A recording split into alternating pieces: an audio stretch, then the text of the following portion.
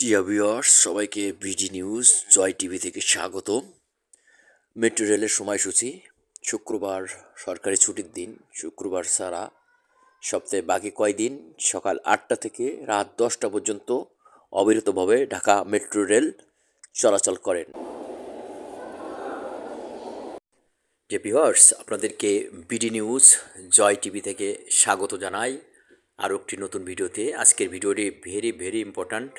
আমাদের বাংলাদেশের যে মেট্রো রেল তৈরি হয়েছে ঢাকা শহরে, সে মেট্রো রেলকে কেন্দ্র করে আজকে ভিডিওটি তৈরি করেছি। বন্ধুরা, আপনাদের জন্য অবশ্যই ভিডিওটি শেষ পর্যন্ত দেখবেন। যারা নতুন ভিউয়ার্স আছেন, আপনারা তারা অবশ্যই আমার চ্যানেলটিকে সাবস্ক্রাইব করবেন। দেখুন ডিয়ার ভিউয়ার্স, আপনারা প্রচুর মানুষ দেখছেন। হ্যাঁ, আমরাও দেখছি। এই মানুষগুলো আসলে এমনি এমনি এখানে আসে নাই। সবাই মেট্রো রেলের টিকিট কাটার জন্য দাঁড়িয়ে আছে এবং সবাই সিরিয়াল অনুযায়ী টিকিট কাটছে। আর আমিও দাঁড়িয়ে আছি, আমার মামুন, আমার সাথে মামুন ভাই আছে এবং শুভঙ্কর আছে, তারাও দাঁড়িয়ে আছে। আর মেট্রো রেলের অবস্থান ঢাকা, বাংলাদেশ। পরিবহনের ধরন দ্রুতগামী গণপরিবহন ব্যবস্থা।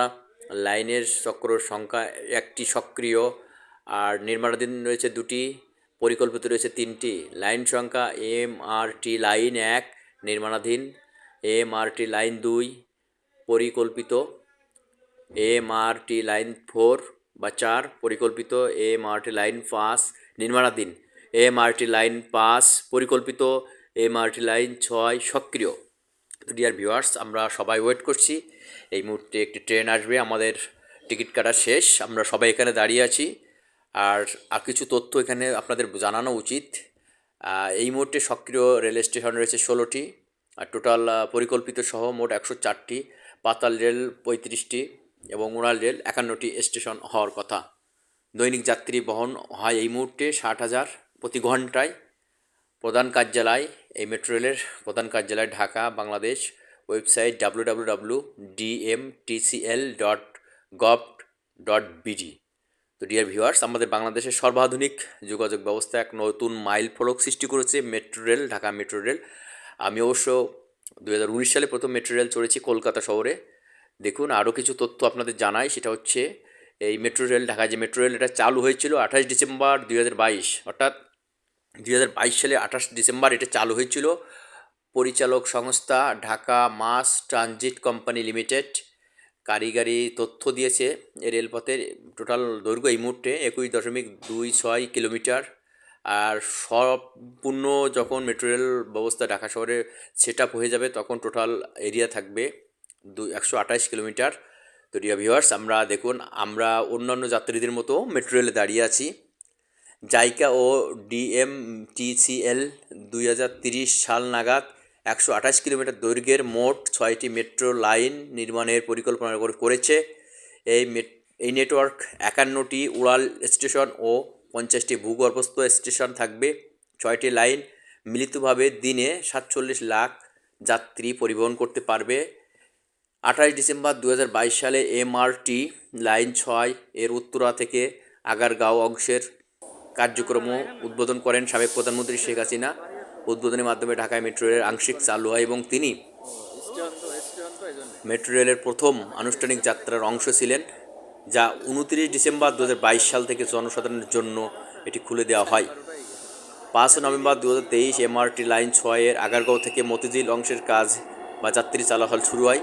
এর মাধ্যমে 60তম দেশ হিসেবে বাংলাদেশ মেট্রো রেলে যুক্ত হলো। তথ্যসূত্র ডিএমটিসিএল বার্ষিক প্রতিবেদন 2022। দেখুন, এই মুহূর্তে আমাদের মেট্রো রেল চলে এসছে। আমরা যে ট্রেন চড়বো অসাধারণ সুন্দর দেখতে, খুবই ভালো লাগছে। আমাদের মতো কিছু যাত্রী দাঁড়িয়ে আছে, একটি মেয়ে দাঁড়িয়ে আছে, তার সাথে আরও যাত্রী দাঁড়িয়ে আছে, আমরা দাঁড়িয়ে আছি। আর দেখুন কত স্মার্ট একটি ট্রেন আমাদের বাংলাদেশের জনগণের জন্য কল্যাণ বয়ে এনেছে। বিশেষ করে যারা ঢাকা শহরে বসবাস করেন, আবার অনেকে বিদেশে যেতে পারেন না, মেট্রো রেল চড়তে পারেন না, তারা ঢাকা শহরে আসেন মেট্রো রেল চড়ার শখ করতে বা শখ পূরণ করতে। আর দেখুন, এখানে যে সীমিত সিট রয়েছে, আমাদের বাংলাদেশে প্রচুর জনসংখ্যা, সেই অতিরিক্ত জনসংখ্যা সামাল দিতে মেট্রো রেল খুবই গুরুত্বপূর্ণ। দেখুন, সবাই দাঁড়িয়ে দাঁড়িয়ে যেতে পারছে, সবাই কীভাবে ধরে দাঁড়িয়ে আছে। দেখুন, ধরার মতো আংটা রয়েছে, সেই আংটা ধরে সবাই দাঁড়িয়ে আছে। কত যাত্রী একটা একটা কোচের ভিতরে, আমার ধারণা 200 থেকে 250 যাত্রী। আর একটা রেলে 5 থেকে 6টা কোচ সংযুক্ত থাকে। সো একটা রেলে যদি 250 করে যাত্রী হয় এবং 6টা কোচ হয়, তার মানে একটা ট্রেনে 1500 করে যাত্রী বহন করতে পারে। আর আমাদের সাথে এসেছিলেন আমাদের মামুন ভাই, এই মুহূর্তে আপনারা দেখতে পাচ্ছেন তিনি মোবাইল নিয়ে ব্যস্ত। এই যে আমাদের মামুন ভাই, ক্যাশিয়ার সাহেব, খুবই প্রিয় একজন মানুষ। মেট্রো রেল স্টেশন আমরা আগারগাঁও এসে পৌঁছে গেছি ইতিমধ্যে। আগারগাঁও নেমে আমরা পথ ধরেছি, অন্যান্য যাত্রীদের মতো আমরাও চলাচল শুরু করেছি, নিচের দিকে নামছি, আপনারা দেখতে পাচ্ছেন সেটা। আর মেট্রো রেল স্টেশনটা অত্যন্ত ঝকঝক এবং খুবই পরিষ্কার পরিচ্ছন্ন, আধুনিক যুগের কাজ বলে কথা। আমাদের ঢাকাও যে আধুনিক যুগের একটু ছোঁয়া পড়েছে মেট্রো রেল চড়লে সেটা বোঝা যায়। উন্নত দেশে মেট্রো রেল ব্যবস্থা অনেক আগে এসেছে, কিন্তু আমাদের দেশে অনেক পরে এসেছে, তবু আমরা মেট্রো রেলের ছোঁয়া পেয়েছি, মেট্রো রেলের স্বাদ গ্রহণ করছি। এটাই আমরা অনেক খুশি এবং অনেক কৃতজ্ঞ কর্তৃপক্ষের কাছে, যারা এই আয়োজন করেছেন বা যারা এটা তৈরি করেছেন। তো ডিয়ার ভিউয়ার্স, আপনাদের কেমন লাগছে ভিডিওটি আমি বলতে পারছি না, তবে আমার মনে আশা করছি ভালো লাগছে। আর দেখুন, এখানেও বের হওয়ার জন্য আমাদের টিকিট কাটা হয়, যে টিকিট পাস একটা, সে পাসটি জমা দিতে হয়। এখানে অটোমেটিক পাস সিস্টেম আছে, এখানে পাসটি জমা দিয়ে বেরোতে হয়। খুবই সুন্দর এবং খুবই মনোমুগ্ধকর একটি যোগাযোগ ব্যবস্থা ঢাকার মেট্রো রেল ব্যবস্থা। আমাদের মামুন ভাই আমার খুব প্রিয় লোক, আমার সাথে ছিলেন। আর ছিলেন আমার শুভঙ্কর, আমার কাছের ভাই, শালা ভাই, খুবই পছন্দের একজন মানুষ। আমরা এই মুহূর্তে বের হয়ে যাচ্ছি, আর দেখুন কত মানুষ সিরিয়াল দিয়ে টিকিট কাটছে। দেখুন, এইভাবে আসলে মেট্রো রেলের টিকিট কাটতে হয়, যেটা খুবই জটিল এবং অনেকের কাছে কঠিন মনে হয়, কিন্তু যারা পারেন, নিয়মিত যাতায়াত করেন, তাদের কাছে এটা খুবই সহজ এবং খুবই ইজি জিনিস।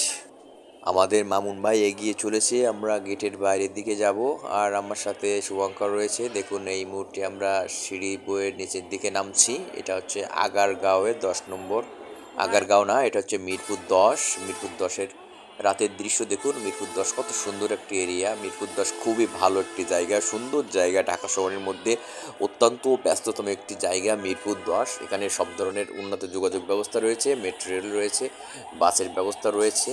আর এই এলাকায় খুবই ভালো একটি এলাকা, খুবই সুন্দর। রাতের দৃশ্য দেখুন, আপনারা রাতের ঢাকা শহর দেখুন, কত সুন্দর, মনোমুগ্ধকর। আর আমরা এগিয়ে যাচ্ছি।